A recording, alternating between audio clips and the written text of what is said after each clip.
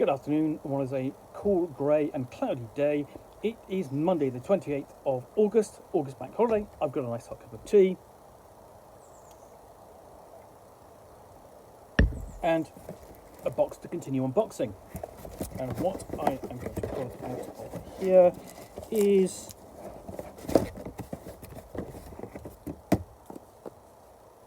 the Stygian Library. A dungeon in the extra-dimensional spaces between every library in the universe. Inside, an orderly and human librarians guard the Sheol computer, a device said to contain all the accumulated knowledge in every book ever written. Other bibliophilic creatures lurk in between the shelves. Archivist leeches, escaped fictions, origami golems, and many more. Every expedition is procedurally generated, so new locations are explored with every visit. Written for compatibility with all old-school RPGs and suitable for characters of any level. Now, this is like a fantastic idea, essentially exploring the liminal space between your libraries. And I know there's a joke in there about my library and my collection of role-playing games. But essentially, the Stygian Library is a dungeon for bibliophiles, and yeah, that's me. We have sort of like open up onto the side of my covers. We've got this kind of interesting sort of like depiction of sort of like a liminal space, as it were, with the credits page, and suggestion on the contents page, and sort of like, you know, suggestions sort of like the dangers of falling into books there. Excuse me. Introduction and influences. That's going to be interesting to look at. Essentially, just sort of like see how you know they have coloured this adventure. So we have a discussion of sort of like what the Stygian Library is and how you get there, and why go there.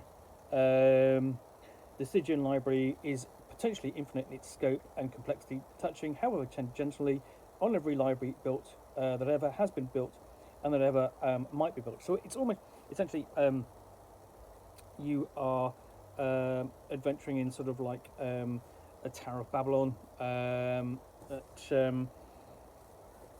with its infinite sort of like spaces and libraries and variations upon books. Here we've got an advice on how to run the adventure.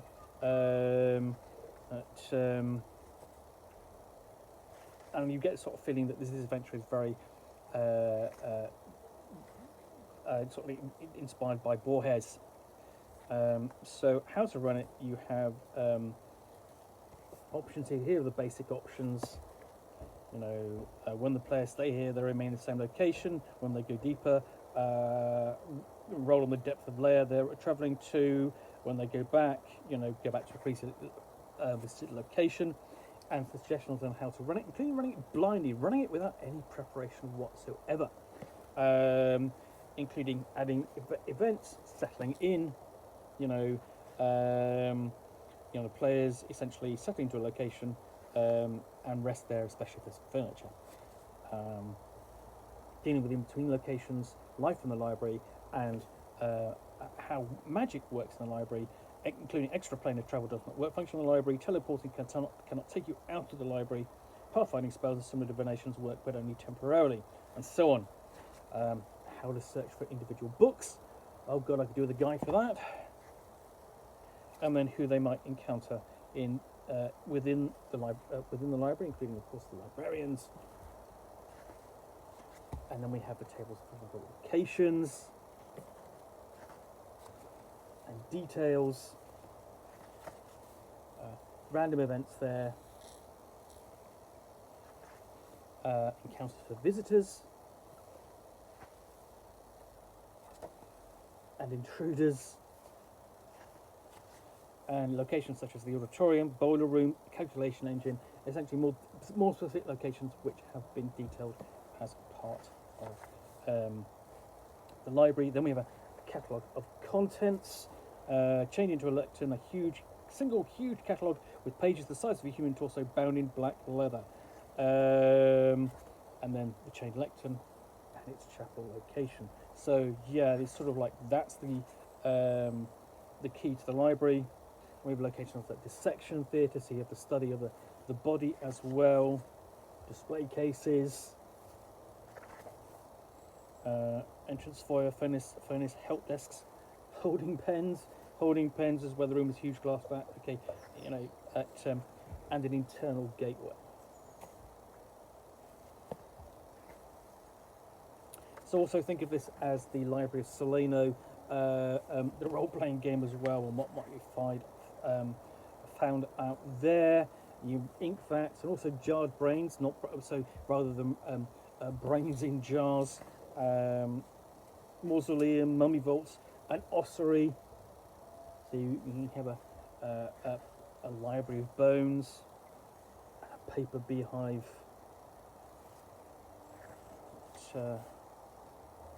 Phantom data banks, including a phantom pump.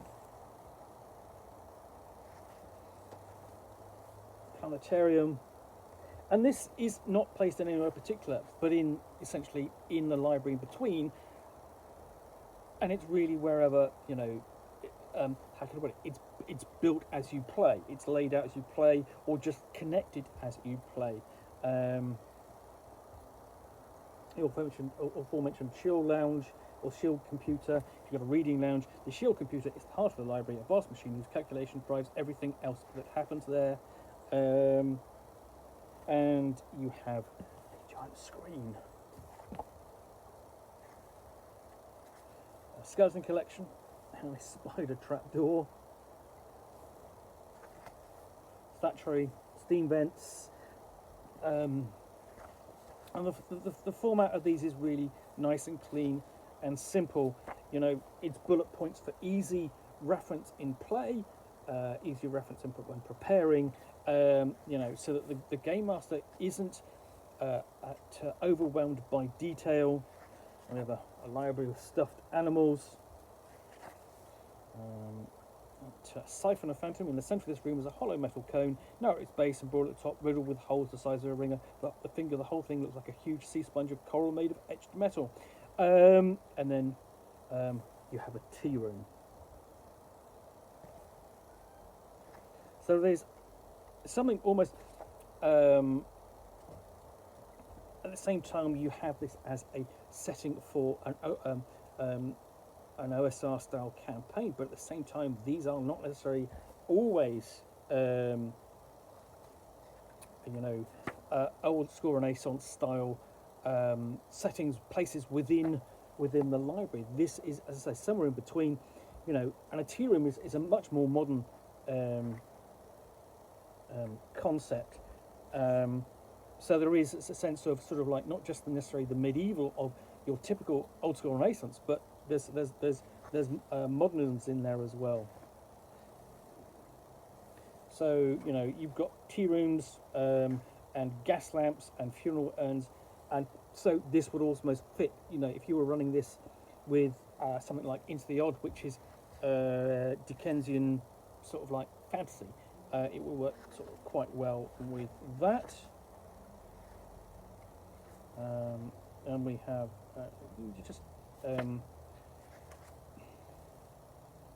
objects like candles and candlesticks, fireplaces, funeral urns, gas lamps, haunted location, lamppost, letters, morbid location, a place where there is noticeable gravity, oriental rug, phosphorescent lamps, scrolls, silent smoking. Essentially, you almost have places that are more descriptors than not. And then we have events sort of like, you know, like animate books, animate spells, archivist liches, so your spells and you know, basically threats or antagonists, including the liches, list of liches spells, bandersnatches,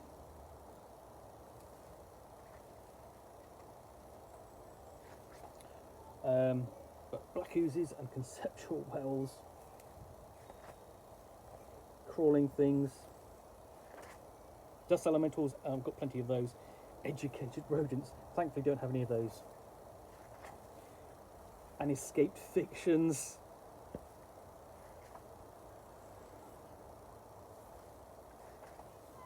Furious books and giant bookworms. Guardian shades and hungry books. Just really lovely ideas, you know, thought out, you know, of a library, sort of like that is somewhere in between and come alive, and a world of its own. And of course, the librarians themselves, and the different orders of them. Lost souls within the library. Neurivores, half man, half octopus, all evil, and other things like obsidian marmosets, ogre spiders, origami golems, paper bees, patrolling apparitions,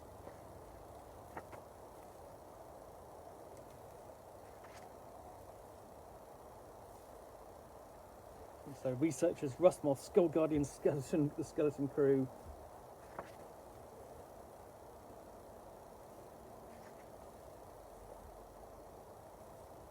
So yeah, we list of extraordinary books. The other thing you could run this with is Bastionland as well. It would fit, and of course, because it's an old school Renaissance style setting, you have I Search the Body table.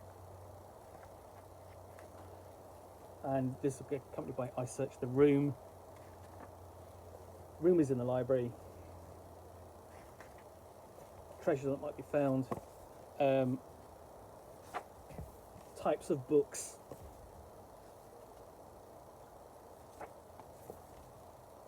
Weapon types and so on. There's just lots and lots of ideas. Weapon abilities. And then counter with the mummified sage.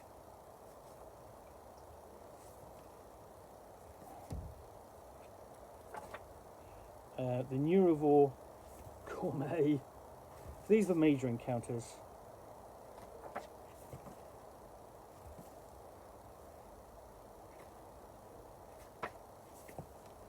And then we are lost again in the space in between.